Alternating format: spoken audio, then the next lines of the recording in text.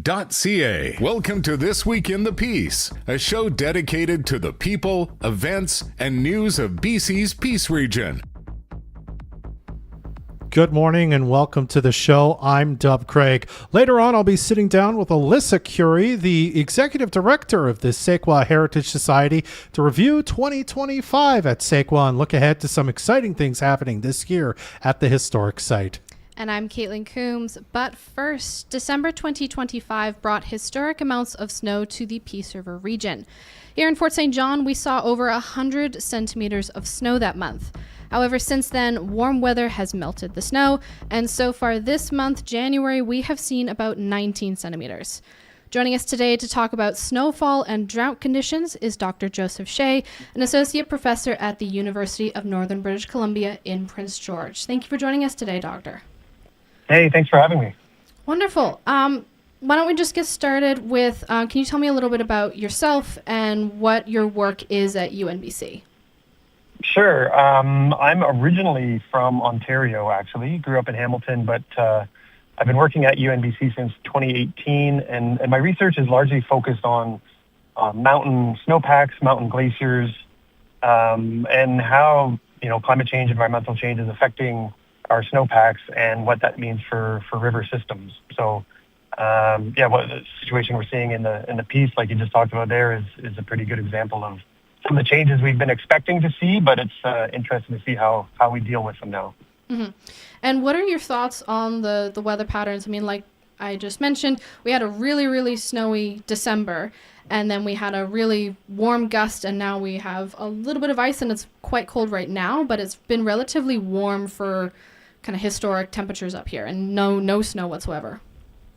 Yeah, I mean, I was kind of looking through the records, and definitely December was a record-setting kind of month for snowfall in your region, and this shows up in station data from Environment Canada or station data from the River Forecast Centre, which is really interested in how deep the snowpacks are. And so, early January, the River Forecast Centre put out their sort of bulletin, their first water supply bulletin, they call it, and they do these every month, looking at how the snowpacks look across the province. And for sure, the Northeast really jumped out as a place where there was exceptional snowfall. Mm-hmm. And so that's a good start to the winter. And like you said, really since January 5th, it hasn't snowed at all. And temperatures have been slightly warmer, or definitely warmer than usual, enough to start sort of melting some of that snow. But obviously the other part is that even without any snow or without any warm temperatures, you're going to lose that snowpack through basically just sublimation. It's just going to sort of turn into vapor and disappear in the atmosphere. So that'll happen even without warm temperatures. But really, in a place like the Northeast where the rivers have been running lower, snowpacks have been really low, and they've been in drought situations for parts of the last 3 or 4 years. Mm-hmm. You need a really sustained deep snowpack to get out of that situation. Mm-hmm. And what does this kind of warm January mean for the snowpack for this winter?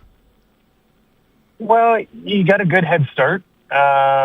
January, into February and March, though, those aren't months where you typically get a lot of snowfall. So hopefully you can hang on to what you've got, build on it, and then have a bit of a bigger snowpack heading into the spring. It's still really early in the winter. I say it kind of depends on where you are in the province, but typically by this time of year, about half the snow that will fall has usually fallen. Mm-hmm. So whatever you're expecting in the next half is going to be really important, especially from a water supply perspective. Mm-hmm.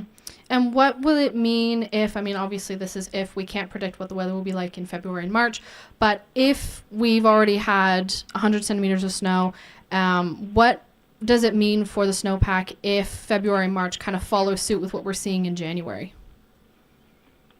Well, it means you're probably going to be in another situation where you have a lower than normal snowpack. If it stays mild and you don't get the snowfalls that you need, you're going to end up in that same situation you had last year and in 2024 as well, where rivers just don't get that pulse of spring snowmelt, and you've got dry conditions heading into the spring, which is always bad news for things like wildfires, water supply for communities, and all those other important roles that snowpack play.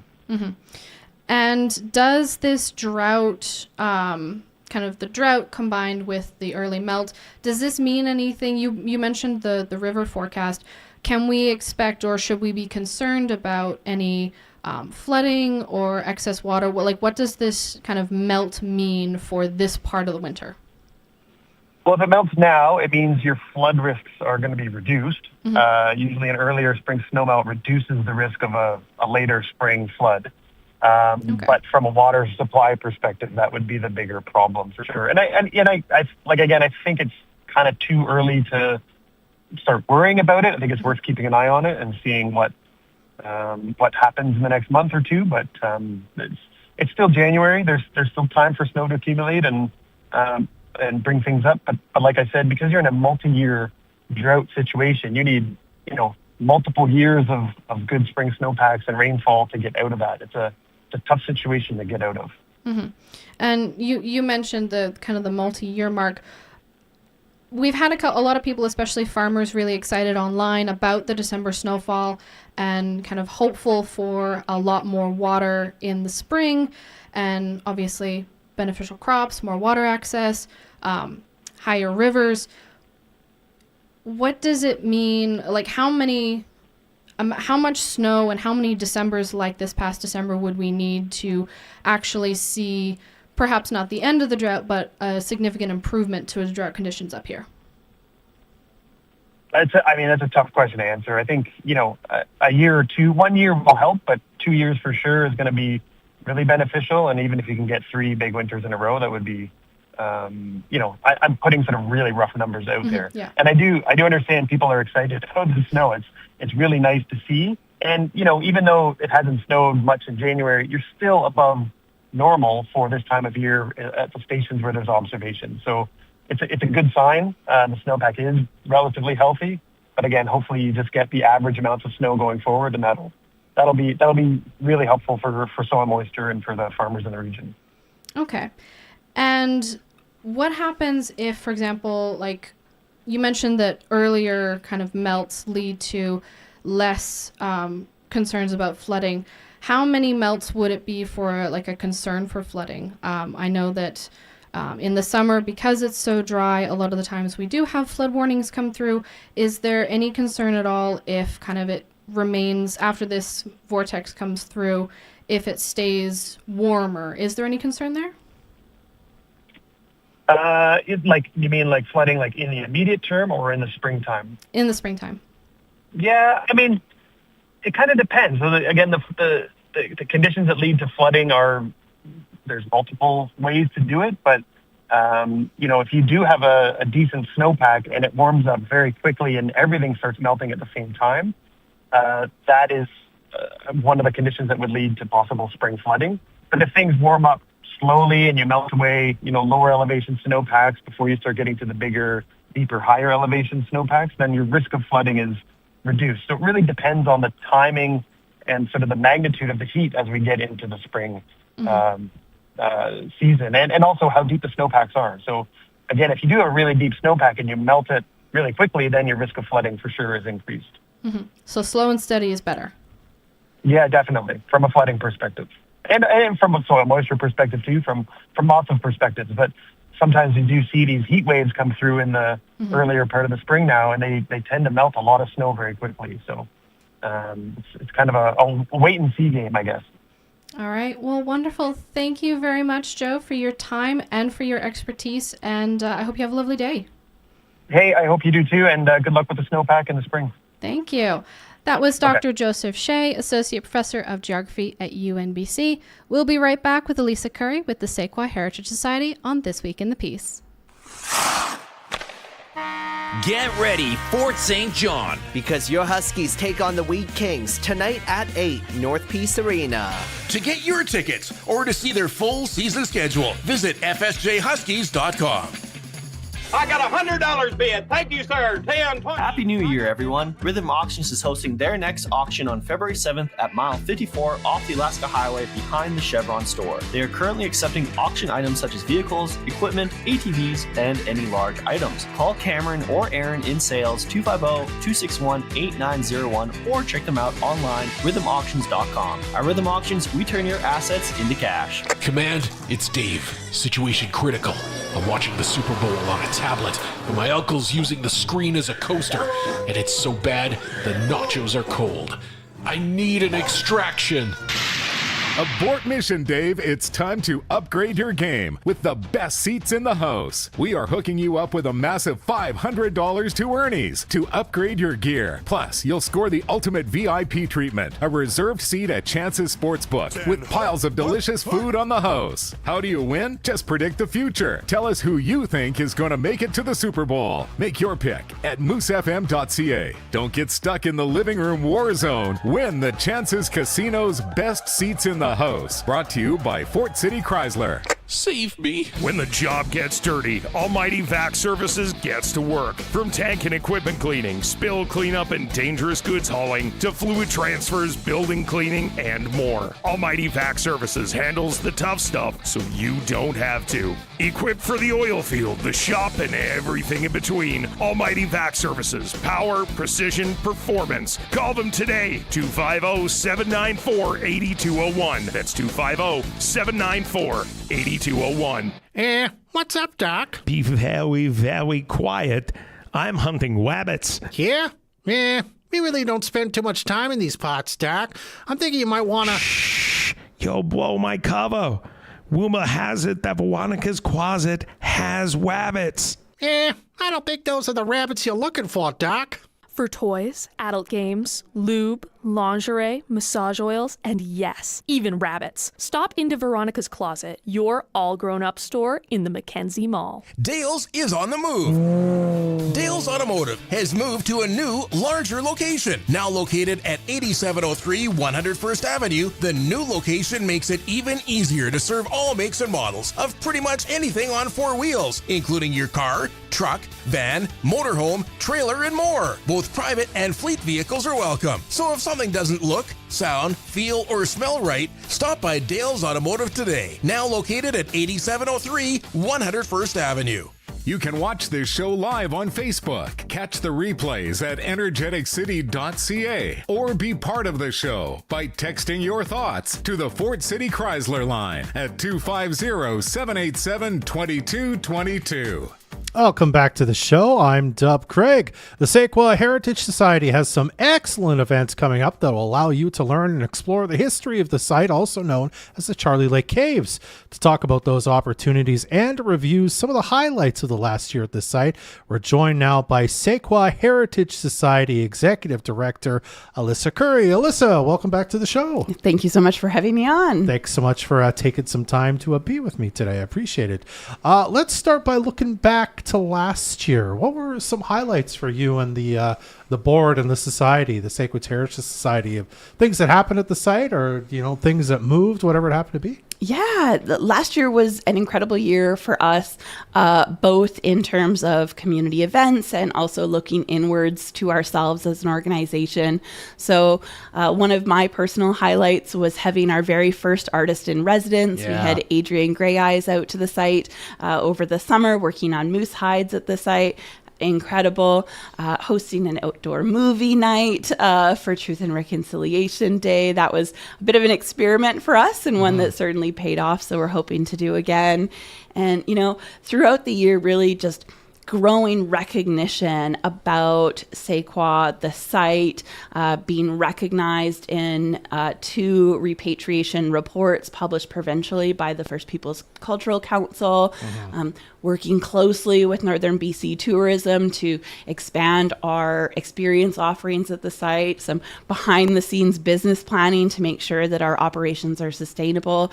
It was a really incredible year. Yeah. I mean, I was just thinking back when I knew you were coming on about, I feel like the first time I was there, maybe 2019, it was definitely before the pandemic. And I don't even think the path was kind of made yet that so you could get down to the cave, but it wasn't super accessible and all that.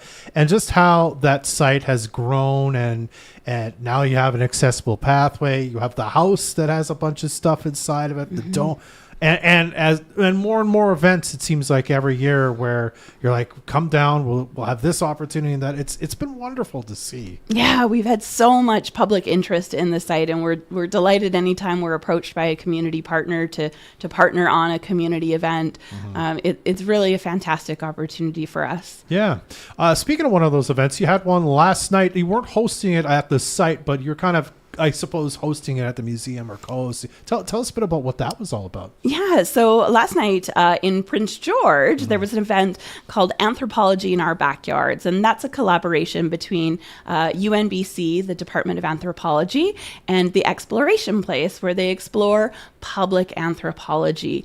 And so this talk last night was being hosted by Dr. Farid Ramtullah of UNBC and Dick Richards, who's a retired professional consulting archaeologist, to talk about the archaeological work at Tse'k'wa. In addition to it being an in-person talk, they also made the talk accessible online via Microsoft Teams. And so I was chatting with Heather at the Fort St. John Museum, and she very graciously suggested and offered that we could host a live screening at the Fort St. John Museum. And of course, anyone who wanted to join from home could do so, but this provided an additional venue for people to come together and hear that talk. And we had a fabulous turnout. And we're going to talk about kind of more field schools and digs that are going to be happening later this year. Which, speaking of events, by the way, I mean, you've got a wonderful thing coming up just next Friday, which is a Pro D Day for students in School District City. Tell us about this. It's sort of like a come enjoy our campfire sort of a situation, eh? Yeah, so we've partnered again with the Fort St. John Literacy Society on their Family Literacy Week, the theme of which is to unplug and play outside. And so we, once again, are hosting a community campfire at Tse'k'wa. It's a really incredible opportunity for people to come out and see the site in winter, which many people assume that we're closed over winter. We're not. We're open. We're accessible. We'd love to have people come out. We're going to have Elder Mabel Harding on site hanging out with us. We're going to have Foundry Fort St. John offering free hot chocolate to anyone who comes out to the site.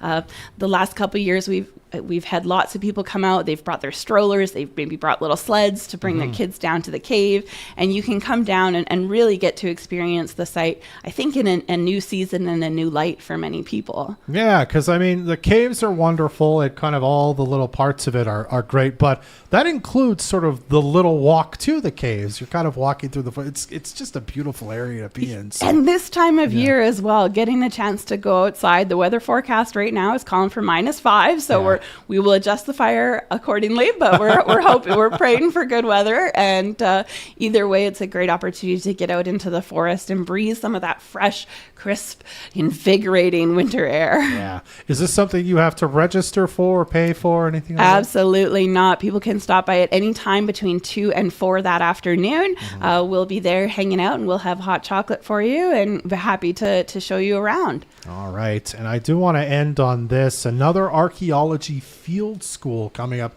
I believe kind of late spring, May sometime, I think I saw. Tell us about what these are and sort of who can get involved in them. Yeah, so we approached the University of Northern British Columbia back in 2021 about re-examining Tse'k'wa through that archaeological lens, through a modern archaeological lens. And so the field school is a partnership between Tse'k'wa, UNBC, and as well SFU, Simon Fraser University, where we've been doing expanded research at the site. And what that means for this year is another archaeological dig happening at the site. May 11th to June 22nd. We're going to have both university students from UNBC and other universities working alongside First Nations community members in order to excavate the site, do some analysis on the artifacts that we're finding at the site, and really, open up the next chapter of Tse'k'wa's archaeological history. Where in the site do you know is the dig kind of planned? I seem to remember us having a conversation, and this may be already happened, but like, for example, I think one time it was kind of on top, like kind of above the cave. So what kind of is the spot that's going to be where the digging's going to happen this year? If you know? So the previous historic archaeological expeditions at the site had taken place directly in front of the cave, and that's where the majority of the archaeological material has come from. But the research that we are doing under this current archaeology permit and through the field school is everywhere but the cave. People might not realize we have a 5-acre property out at Tse'k'wa out in Charlie Lake, and so we'll be exploring all of the other places, both on top, but also potentially on different parts of the slope that the cave sits on. Most of the archaeological material tends to follow gravity and make its way downhill, but we are still looking at a few of the pockets on the upper parts of the property and some potential exciting features up on the top of the property.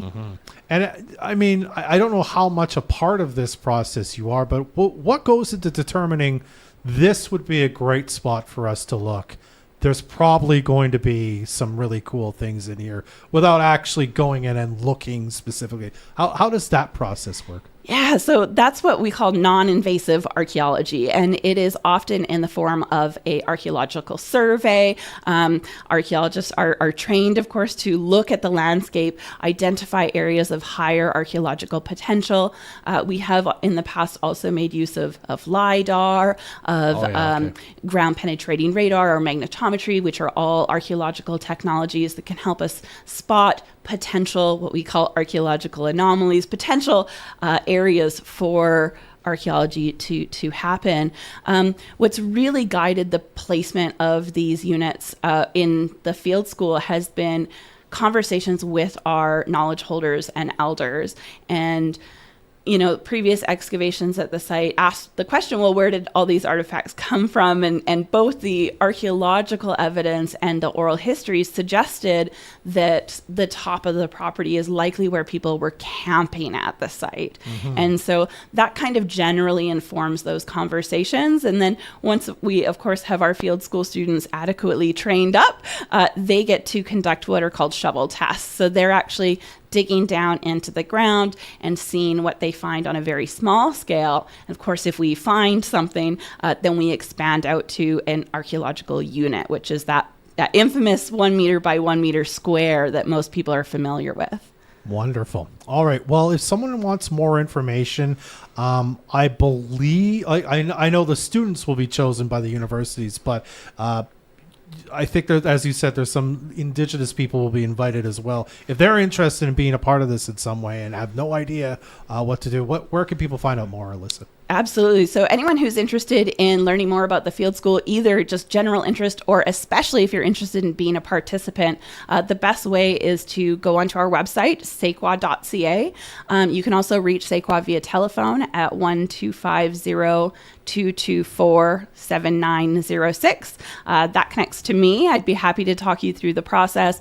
We are currently accepting applications for those local Indigenous community members who are interested in field school. So if you're interested and want to hear more about this really exciting 6 weeks program, we would be thrilled to hear from you. Yeah, and by the way, I should also say you're very active on Facebook as well, so lots of great information there. Tse'k'wa, by the way, Tse'k'wa, for you to find more information about it. Alyssa, thanks so much for coming by. I'll give the last word to you if you have anything sort of last minute you'd like to say or put out there. Yeah, I just want to, give a shout out to all of the community partners that have helped us succeed over this winter.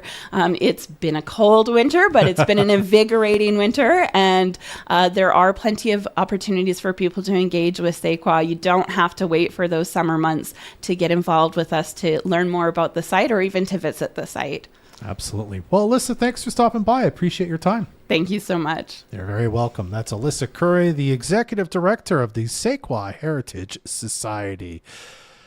Just opening my notes here, I want to thank you again for joining us, and of course also to Dr. Joseph Shea, who phoned us from Prince George this morning. And again, thank you for tuning in.